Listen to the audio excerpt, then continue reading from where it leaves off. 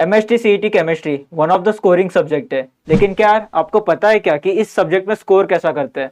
यार मेरे पास सोविन सर है, इनसे अच्छा कौन बता सकता है कि इस सब्जेक्ट में स्कोर कैसे कर सकते हैं। Welcome sir. Hello everyone. Yes, तो कार्तिक बताइए क्या पूछना चाहते हो? सर सबसे पहले तो यार केमिस्ट्री का स्टडी प्लान क्या होना चाहिए? अभी जितने भी दिन बचे 10-15 दिन, उसमें स्टडी प्लान क्या होना चाहिए अगर केमिस्ट्री का? दिन की बात करें तो यस, लगभग अप्रोक्सीमेटली 15-18 दिन बचे हुए हैं समझो।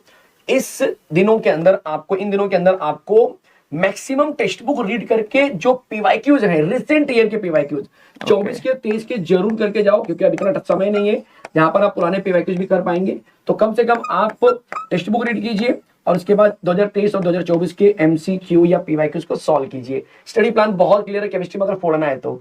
राइट। इसके बाद सर हम जाते हैं मॉक टेस्ट पे। तो इस समय पे मॉक टेस्ट की क्या स्ट्रेटेजी होनी चाहिए? देखो, मॉक टेस्ट आपको देना ही है। जो बच्चों को ऐसा लग रहा है कि यार मैं बिना टेस्ट दिए चला जाता हूं, क्योंकि बच्चे बहुत सारे हैं जो डर रहे हैं टेस्ट देने से कि उनको उनका रियल जो मार्क्स है वो दिख जाएगा और बाद में वो डिमोटिवेट हो जाएंगे। तो भाई अब टेस्ट नहीं दोगे तो कब दोगे? क्योंकि अब एकदम लास्ट फेज आ चुका है। तो एग्जाम के कम से कम 15-18 दिन पहले टेस्ट देना ही होता है ताकि आप उसके ऊपर काम कर सकें।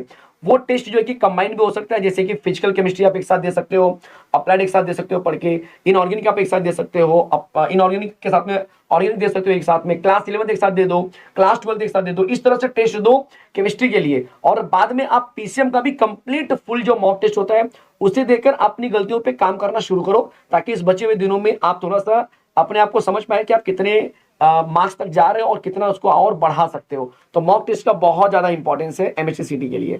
समझा सर। मॉक टेस्ट तो देंगे, लेकिन मॉक टेस्ट में पेपर अटेम्प्टिंग स्ट्रेटेजी क्या होनी चाहिए? जैसे वही अपना नेक्स्ट पॉइंट है। देखो, जैसे मॉक टेस्ट में अगर आप पेपर अटेम्प्ट करने की बात करेंगे तो मैं मॉक टेस्ट नहीं बल्कि मैं आपको बोलूंगा कि भाई सीटी में पेपर कैसे अटेम्प्ट करेंगे। Right. क्योंकि मॉक टेस्ट में पेपर अटेम्प्ट करना और सीटी में पेपर अटेम्प्ट करना दोनों सेम ही है। अगर आप पेपर अटेम्प्ट करने जा रहे हो तो सीटी पर्पस के हिसाब से सोच के चलो। तो अगर आपके पास फिजिक्स केमिस्ट्री दो सब्जेक्ट साथ में कंबाइन होकर आते हैं, जहां पे एक क्वेश्चन से लेके 100 क्वेश्चन तक फिजिक्स और केमिस्ट्री होती है, मतलब 1 to 50 आपकी फिजिक्स रहेगी और 51 to 100 आपकी केमिस्ट्री रहेगी। बट मैं एज ए टीचर आपको गाइड करूंगा कि यार पहले केमिस्ट्री करो। इसलिए नहीं कि केमिस्ट्री टीचर हो तो केमिस्ट्री की वाहवाही कर रहा हूं, इसलिए नहीं, सच में बता रहा हूं। पहले केमिस्ट्री अटेम्प्ट करना 51 से 100, और केमिस्ट्री का बहुत सारा समय बच जाएगा जिसको आप फिजिक्स में यूटिलाइज करेंगे, क्योंकि फिजिक्स में काफी न्यूमेरिकल पूछे जाते हैं। केमिस्ट्री में भी न्यूमेरिकल होंगे बट उतने लेवल के न्यूमेरिकल नहीं होते और उतने अमाउंट में नहीं होते हैं। तो कहीं ना कहीं टोटल नंबर ऑफ न्यूमेरिकल बड़े कम होते हैं, जिसकी वजह से जो थ्योरी क्वेश्चन होते हैं, इनऑर्गेनिक के जो क्वेश्चन होते हैं, उनका फायदा, उनके समय जो बचे हुए रहेंगे उसका फायदा आप फिजिक्स में डाल सकते हैं और वहां पर भी अपना स्कोर बूस्ट कर सकते हैं। जब आएगा 200 मार्क का, मतलब मैथ्स जो होगा वो आपका 2 मार्क का एक क्वेश्चन होता है, तो 200 मार्क का 150 क्वेश्चन होंगे। तो पहले फिजिक्स और केमिस्ट्री का पेपर आएगा, तो उसमें से आपको केमिस्ट्री का पहले अटेम्प्ट करना है, जिसमें कि होंगे 50 क्वेश्चन। तो सर आप ये बता सकते हो कि इन 50 क्वेश्चंस को कैसे देखना है कि जैसे लाइन में है वैसे सॉल्व करना है? 51 से 100 है तो लाइन वाइज मत सॉल्व करो। जैसे पहला क्वेश्चन पढ़ा, आपको लगा पहला क्वेश्चन न्यूमेरिकल है, उसको बस रिव्यू में डाल दो कि भाई इसको बाद में करेंगे। दूसरा क्वेश्चन पढ़ा, आपको लगा डायरेक्ट क्वेश्चन आया हुआ है कि for example what is the formula of oleum, तो आपने बोला भाई H2H2O7। अब ये अगर आपको मालूम है तो आप on the spot tick mark करेंगे, और नहीं मालूम है तो यार 2 घंटे बाद भी टिक मार्क उल्टा ही करके आने वाले हो। तो ऐसे क्वेश्चन को चूज करो फटाफट, जो समय बचाने वाले हैं, जो आपने पढ़े हैं और तुरंत आ रहे हैं आपको। या कोई रिएक्शन ओरिएंटेड है कि भाई which of the following is Rosenmund reaction, आपको पता है एसाइल के अंदर H2 डाला तो रोजरमुंड आ गया। अब ऐसे क्वेश्चन को पहचानने में आपको सेकंड लगता है, इससे ज्यादा टाइम नहीं लगेगा।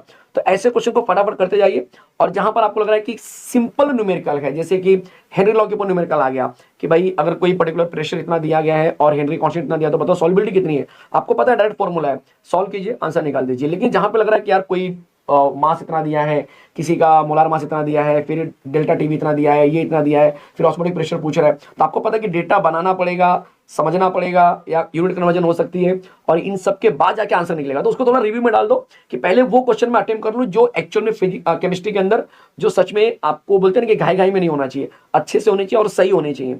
तो उनको पहले कर लो, और उसके बाद रिव्यू करने के बाद देखेंगे तो आप 8-10 क्वेश्चन आपके बचे रहेंगे जो बाद में करने होंगे।